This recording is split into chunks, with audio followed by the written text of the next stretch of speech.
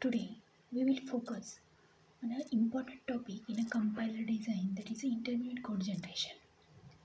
We already know that there are six phases of a compiler. First is a lexical analysis, syntax analysis, semantics analysis, intermediate code generation, code optimization, and the last one is a target code generation. We already see all the phases of the compiler. Now we will focus on an intermediate code generation. There are a number of ways of representing this intermediate code by using some temporary registers. For example, first one is a syntax tree, second is a POSIX, then three address code. Syntax tree is a graphical representation of the given expression. Then what is mean POSIX? POSIX is just a postfix expression. And third one is a three address code. Three address code is important in a code generation. So we will focus on a types of a three address code.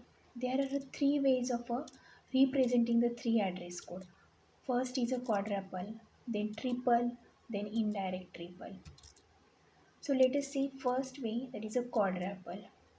We know that we can represent any instruction or any expression by using operand, operator, argument 1 and argument 2. Means number of operands are called as argument 1, argument 2, and the result is called as a result of the computation. So let us see one example. Here we can see x is equals to minus a into b plus minus a into b. This is an expression. So the three address representation of this expression is as below. First here is a minus a, that is a u minus a. It has a higher priority, so it has a higher precedence. So we will consider it as in a first. So minus a, that means this minus, it is an operator and this is an operand. So u minus a, this value will be stored in a one temporary register, that is a t1. Then next is a, now minus a is stored in a t1. So this b is multiplied to minus a, so t1 into b, and store the result into the new register, that is a t2. Then next is a, again here is a plus sign, minus a into b. Again minus has a higher precedence, so again convert that value into the new variable t3, so u minus e. Again minus a into b, so this minus a value is stored in a t3, so t3 into b, and the multiplication result of these two operand are stored in a new register, that is a t4. Again this minus a into b first is stored in a t2 and second is stored in a t4, and there is addition of this value and these values, so t2 plus t4, and store that result in a t5. And x is equals to this whole right hand side, so assign this result to the variable x, so x is equals to t5. This is a three address code representation. Then how to create a quadruple table for this three address code.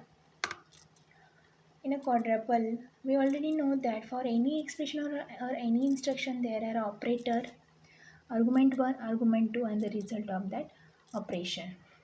So here we have seen first is a u minus a, and this value is stored in a t1. So u minus is an operator, this a is an argument 1, there is a no argument 2, and the result is stored in a t1. So in table you can see here is operator is a u minus, this is an argument 1, there is a no argument 2, so keep it as a blank, and result t1 is stored in a result. The next instruction is a t2 is equal to t1 into b. Again this t1 is argument 1, this is an argument 2, this is an operator, and result is t2. So operator is into, argument 1 is t1, b, result is t2.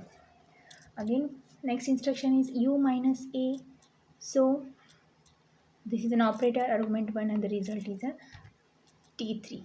Operator, argument 1, result is stored in a result as a t3. Then again t3 into b, and the result is stored in a t4. So you can see here the operator is a into, argument 1 is a t3, argument 2 is a b, and the result is stored in a t4. And the last instruction is that is a t2 plus t4, and that result is stored in a t5 in a temporary register. So Here also T2, T4, these are the argument 1 and argument 2 respectively, and this operator is a plus and the result is stored in a T5. And the last instruction is assign that result T5 to the x variable. So this is our result here x, this is our argument 1 T5 and this is your equals to sign.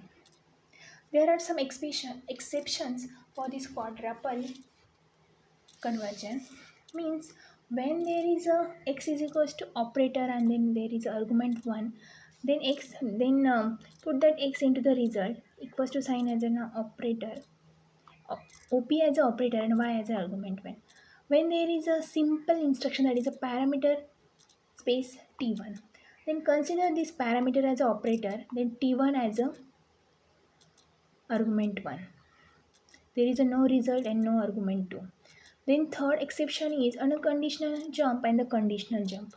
Means for example, when there is a in a program there is a target and the label name. For example, go to L1. This is a target. This is a label is as L1. Then put that L1 in the result field.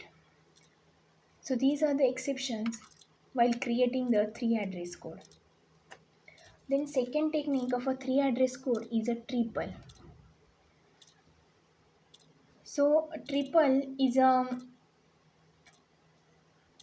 this is the second technique of indirect 3 address code. In this case, use of temporary variables are avoided and instead of reference to that instructions are used. That means this is our previous table of a quadruple. This is our previous table of a quadruple.